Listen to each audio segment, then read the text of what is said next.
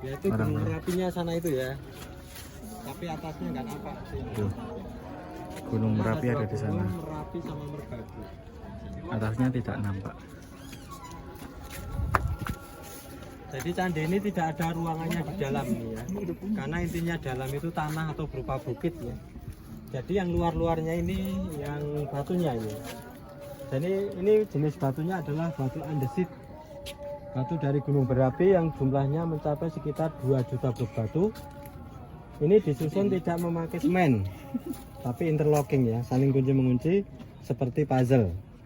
Nah, puzzle interlocking, Lego di dalam. Jadi waktu restorasi karena masih banyak batu yang belum diketemukan, di sini juga ditambah batu baru ya. Di sebelah sini ya. Nah, ini batu baru ini. Jadi batu baru itu dikasih tanda. Ada titik tengahnya putih ya. Ini juga batu baru ini, di sini tandanya sebenarnya ya ini. Ini juga tandanya ya. Nah, kalau jenisnya sama andesit ya. Cuma dia baru. Ya. Jadi batu baru ini hanya sebagai isian penyangga saja ya. Tidak boleh dibuat ukiran seperti yang ada di dinding. Jadi misalkan di dinding itu ada reliefnya, batunya hilang atau rusak, itu untuk penyangganya bisa ditambah batu baru. Tapi hanya kotak saja, tidak boleh dipahat. Begitu juga patungnya, seperti yang di atas itu ada juga batu baru. Kalau patungnya itu jumlahnya mencapai 504 patung Buddha. Tapi banyak yang sudah rusak, tidak ada kepalanya maupun lengannya ya. Karena memang candi ini waktu diketemukan sudah dalam keadaan rusak. Jadi sampai sekarang banyak yang belum diketemukan baik kepalanya maupun lengannya. Jadi mungkin ya ada yang diambil. Jadi karena kita tidak boleh membuat batu baru, patung baru ya dibiarkan seperti itu. Dan kalau kita menemukan kepalanya yang asli bisa dipasang lagi. Tapi tidak asal dipasang langsung. Harus benar-benar dari badannya yang hilang. Diteliti dulu. Diteliti dulu ya kandungan batunya. Jadi ditembak itu kandungannya nanti muncul kalsium, magnesium, apa, kobalt dan sebagainya itu sama kepalanya kandungannya apa. Kalau mendekati berarti pasangannya. Kalau tidak ya seperti itulah. Kalau manusia di DNA dulu ya badannya sama kepalanya. Enggak ya tidak punya Batu-batu. karena sampai sekarang masih ada 56 kepala patungnya yang belum dipasang di sini. Masih disimpan di balai konservasi. 56 kepala patung. Ya. Jadi Gunung Merapi itu kalau dari sini tidak begitu jauh ya, sekitar 40 km lah jaraknya dari sini. Jadi kalau di sana itu tanda-tanda mau erupsi, di sini juga persiapan ya. Kalau dulu ini pernah mengalami kerusakan karena letusan Gunung Merapi tahun 1006. Kemudian tahun 2010 itu meletusan dahsyat lagi. Abunya sampai sini. Waktu itu sekitar 2 cm abunya. Jadi candi ini untuk membersihkan juga ditutup begitu lama, 2 bulan yang di bagian bawah, 8 bulan yang di area stupa. Karena kalau tidak cepat dibersihkan nanti menimbulkan kelabukan batu itu.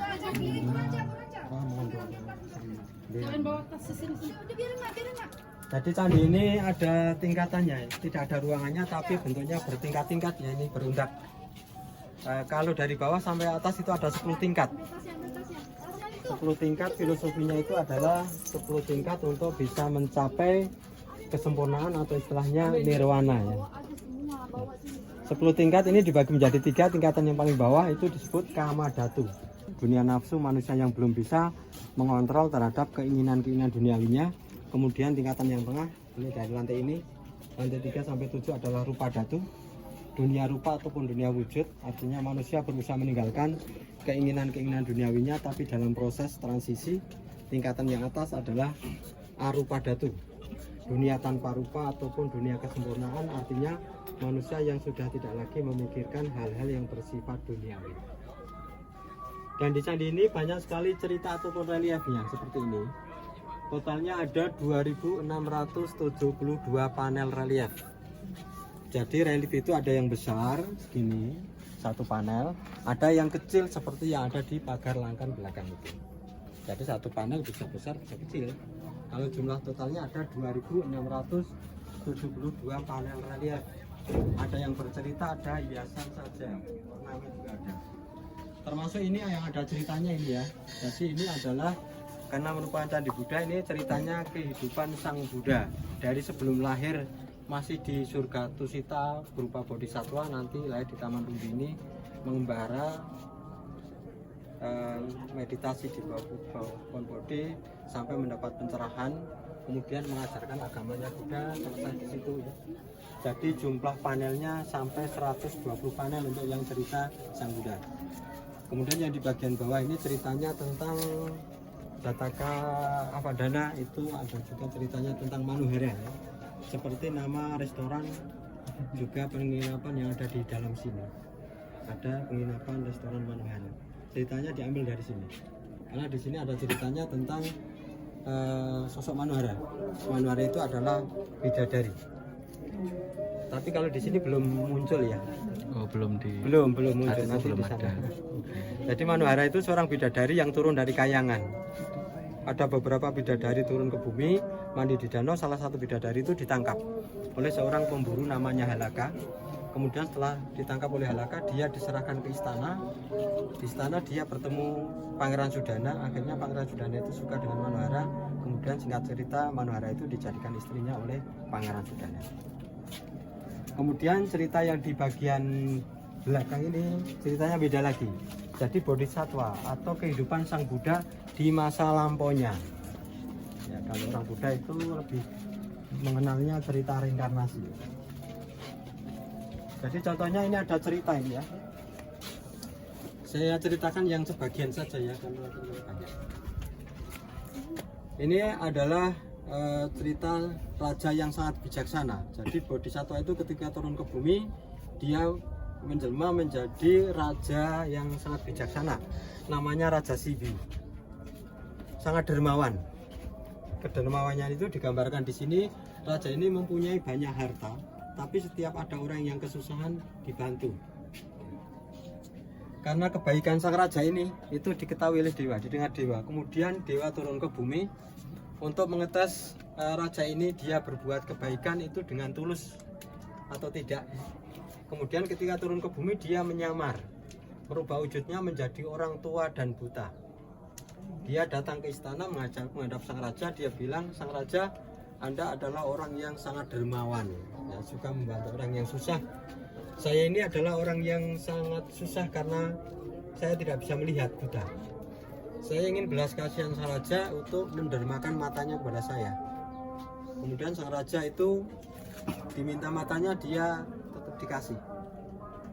Karena dikasihkan matanya, ini raja menjadi buta. Jadi digambarkan di sini raja menjadi buta.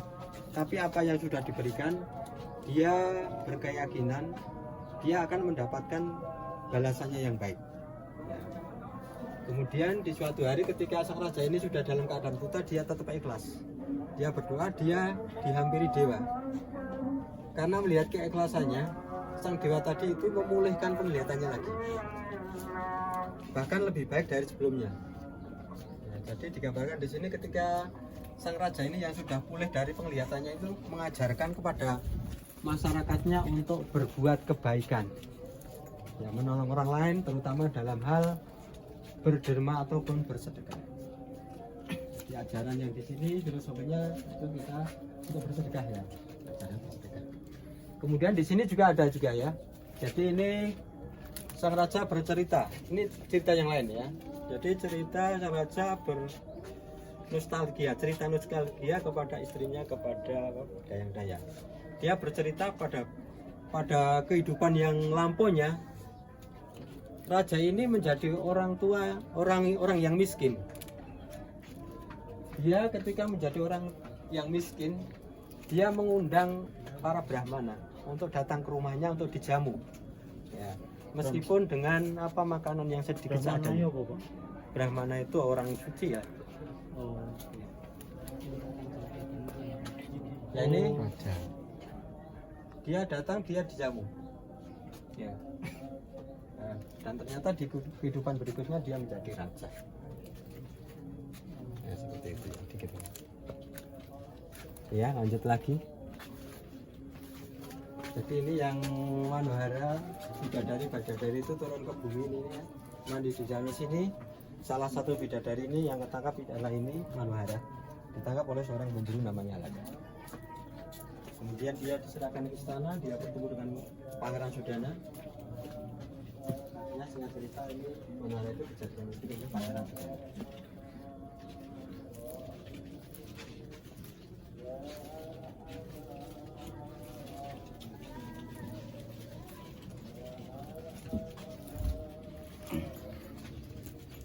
Kalau ini yang ceritanya Sang Buddha ini, jadi ini adalah yang calon orang tuanya Sang Buddha.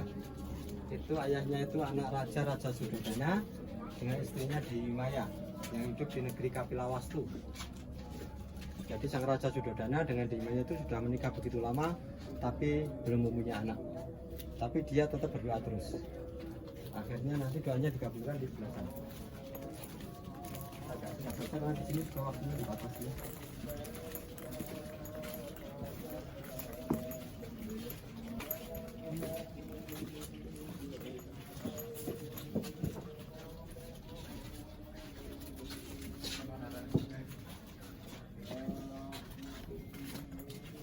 Kemudian ini Dewi Maya, ini ketika itu tidur ya.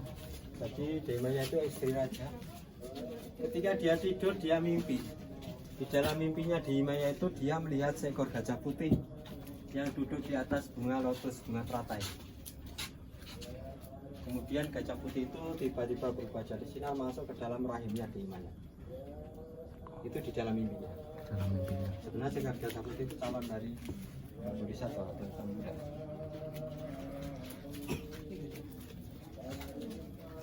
Sungguh indah mahakarya warisan dunia Candi Borobudur. Kita akan keliling di Candi Borobudur bersama tour guide-nya.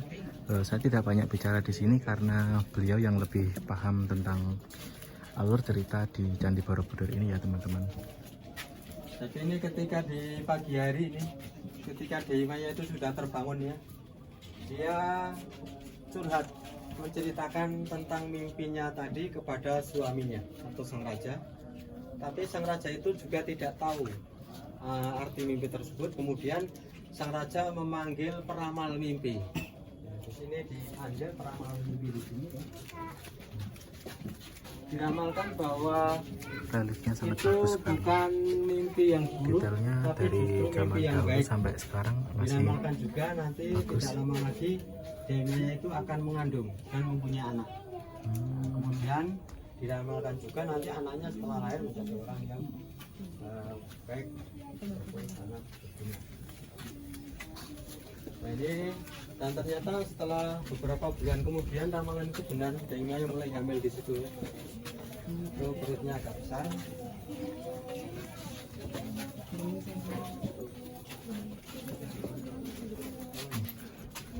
Ini adalah bukti kalau Candi Borobudur itu batunya cuma ditata saling mengunci satu sama lain. Jadi ini ya, terdapat rongga-rongga yang memang tidak ada pengait ataupun semen di dalamnya. Dia hanya ditata sedemikian rupa supaya ini sama ini bisa ngunci, ini sama ini bisa ngunci. Tapi di sini ada semacam mungkin ini ditata ulang agar presisi seperti itu. Jadi karena istrinya itu dalam keadaan hamil, suaminya juga mengharapkan nanti anaknya itu lahir menjadi anak yang baik. Dia banyak berderma ataupun bersedekah membantu orang lain.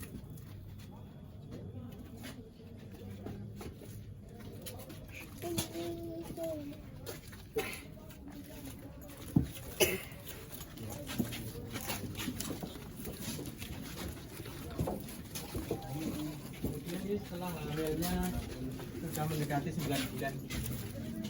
Jadi kebiasaan orang dulu itu mau melahirkan itu pulang ke tempat orang tuanya. Jadi asalnya Dewi Maya itu dari kota Devadaha, suaminya raja dari Nepal. Ya. Jadi pulang kampung dari Nepal ke India naiknya kereta kuda. Ini di tengah perjalanan Dewi Maya itu beristirahat. Ketika beristirahat di Taman Lumbini, Dewi Maya itu melahirkan anaknya di bawah pohon sala. tidak pakai K ya, salah saja. Salah. Pohon salah yang seperti pohon beringin, ada akarnya. Jadi dia melahirkan anaknya di bawah pohon salah. Adi Maya itu melahirkan anaknya sambil berdiri, menurut cerita itu. Sambil berdiri, anaknya itu lahir langsung bisa berjalan 7 langkah. Itu menurut cerita bukan Buddha. Ini sampai sini ya. Nah ini di setiap telapak kakinya tumbuh bunga teratai. Jadi bunga teratai itu lambang kesucian. Oh, saat si dewinya berjalan, jadi bunga teratainya itu Jadi ada gitu ya. bunga teratai itu di atas air, filosofinya meninggalkan yang jelek, yang kotor di bawahnya. Memunculkan sesuatu yang bagus seperti bunga teratai yang tetap kelihatan bagus cantik di atas air. Oke. Jadi yang di pagar sini itu ada ceritanya yang bentuknya hewan, ada yang ceritanya itu bentuknya kepahlawan seorang atau manusia. Contohnya ini yang cerita dalam bentuk hewan. Ini ada cerita kijang namanya Kijang Caraba. Kijang ini mempunyai kaki 8, di punggungnya 4. Pada suatu hari ketika ada seorang raja yang berburu di hutan, dia melihat kijang yang sangat unik karena mempunyai kaki 8. Kemudian sang raja tadi bermaksud ingin menangkap. Ternyata kijang tadi gesit mau ditangkap. Tidak ketangkap. Akhirnya sang raja ini timbul besar kemarahannya. Dia ingin membunuh saja kijang tadi. Dia mencabut anak panahnya sambil mengejar mau dipanah. Tapi sang raja ini karena bermaksud ingin membunuh, ini sang raja ini terpeleset, jatuh ke dalam jurang sini. Ketika jatuh di dalam jurang, sang raja merasa kesakitan dan minta tolong. Tapi tidak ada orang yang mendengar teriakan sang raja. Sebaliknya yang tahu hanya kijang-kijang tadi yang mau dibunuh. Akhirnya kijang tadi balik lagi, dilihatnya ternyata sang raja yang tadi dibunuh. Tapi kijang tadi tidak menaruh dendam. Bahkan dia mau menolongnya dengan turun ke dia. Dia membawanya ke atas sini, ke sini. Jadi dibawa sampai sini. Setelah sampai di atas, kijang tadi memberi pengajaran kepada sang raja untuk tidak berbuat semena-mena, harus menghormati sesama makhluk hidup. Kita akan naik tingkat satu level lebih tinggi lagi. Nanti kita akan dijelaskan tentang apa sih makna di lantai-lantai berikutnya seperti itu. Yuk, kita ikuti. Ini kita akan naik satu-satu secara bergantian.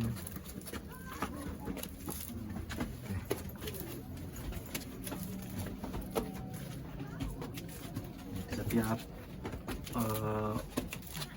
tangga undaknya di situ memang ada semacam atap-atap khusus. Ini mungkin juga melambangkan sebagai cerita apa gitu ya, tiba. Saya sendiri juga tidak belajar tentang hal itu. Di restorasi tahun 1383 itu restorasi yang total istilahnya di bagian tengah ini ya, dengan semua batu ini diturunkan dulu. Jadi kalau kita cek di sini ya, semua batu itu sama sebelahnya pasti ada tandanya. Ini sama ini tandanya ini. Ini sama ini tandanya ini. Ini sama ini tandanya. Jadi semua batu itu sama sebelahnya ada tandanya, ada nomor pasangannya. Kemudian aslinya batu itu sama sebelahnya itu di samping di bawahnya itu interlocking, Lego itu ya. Di atas itu masih dikunci juga. Itu disambung juga, dikunci di sini. Ada lubangnya seperti ini. Ini tidak lurus ini, bentuknya seperti ekor burung. Jadi ada pasangnya di sini dulu. Tapi sekarang sudah tidak dipakai lagi karena di bawahnya sudah dibeton, sudah kokoh. Jadi sekarang sudah tidak dipakai yang pasaknya ini, nyambungnya. Dan di dalam sini juga dibuat drainasenya waktu restorasi ya.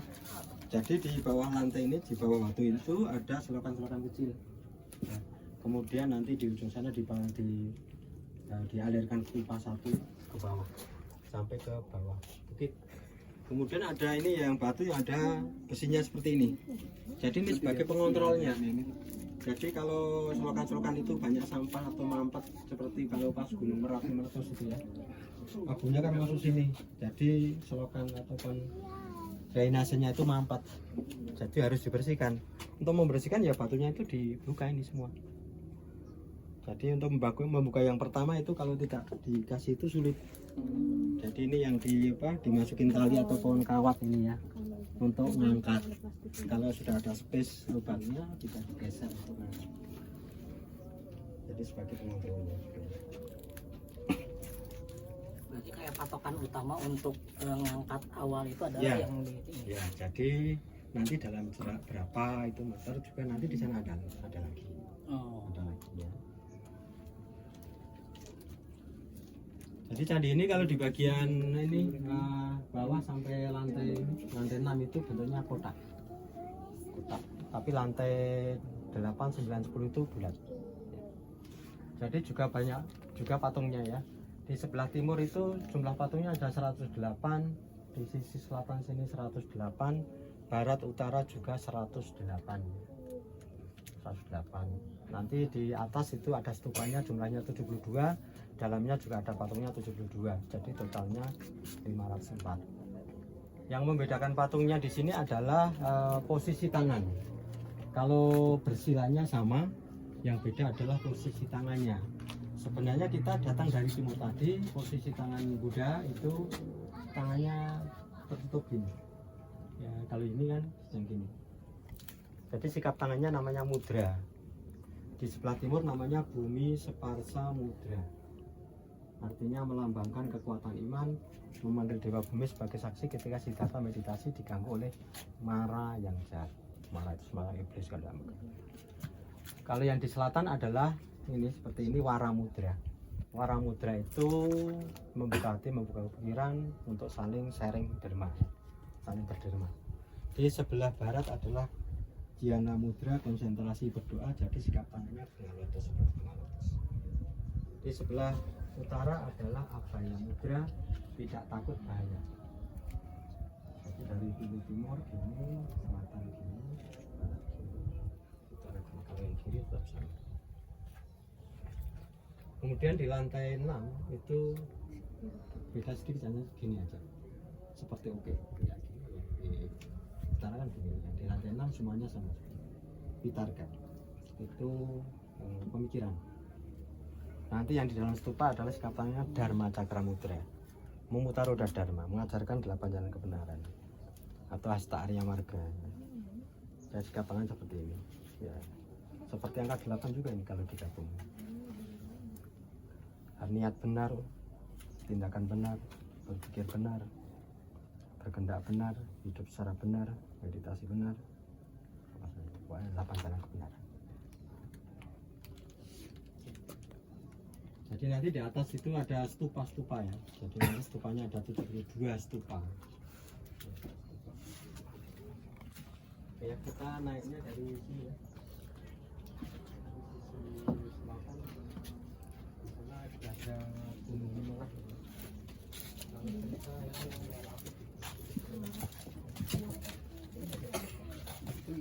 Kalau kita gunung menara itu seperti sosok orang tidur, itu rasakan tidur. Itu muka itu ya. Makanya ada terus nanti dari atas tuh ya. Jadi sosoknya seperti raksasa tidur atau orang tidur ya. Jadi ada cerita legendanya, gunung di selatan sana adalah sosoknya si Gunadarma. Gunadarma adalah arsitek Candi Borobudur. Jadi Gunadarma setelah selesai Candi Borobudur dia baru.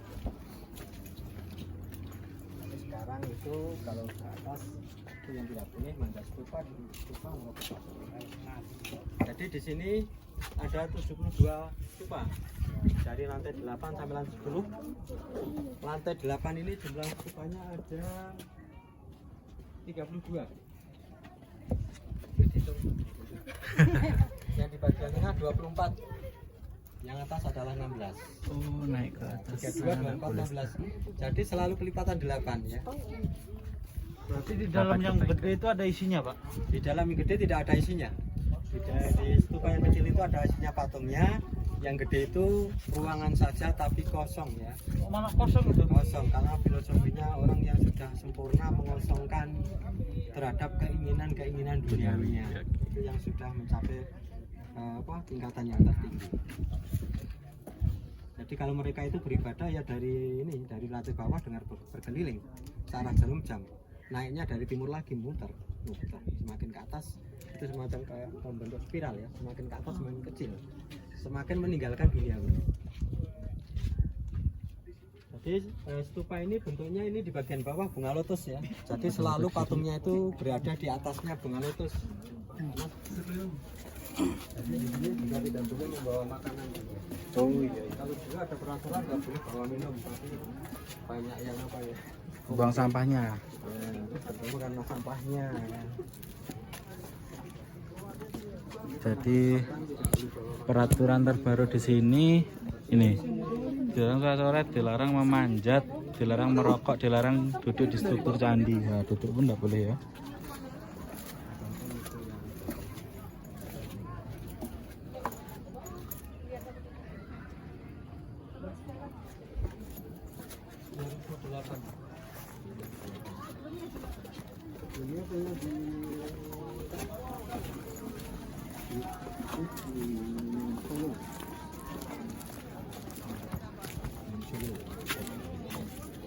Asli mana?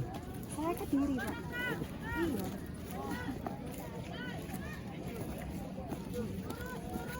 Nih kita perjalanan turun. Itu ada Mbak sama Masnya yang turun paling terakhir.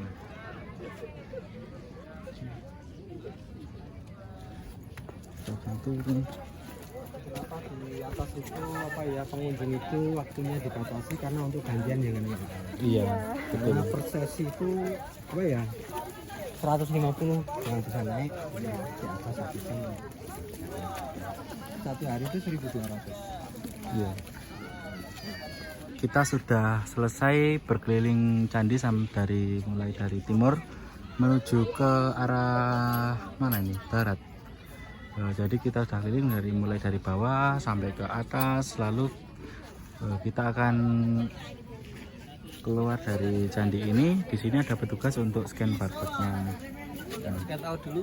Ya, silakan. Terima kasih. Ya, sudah. Kita sudah check out dari Candi Borobudur. Terima kasih Candi Borobudur untuk kesempatan yang baik ini. Semoga lain waktu bisa kesini lagi dan video yang saya bagikan bisa bermanfaat untuk teman-teman yang mungkin belum bisa kesini. Oke, dadah. Di sini ini kalau mau ganti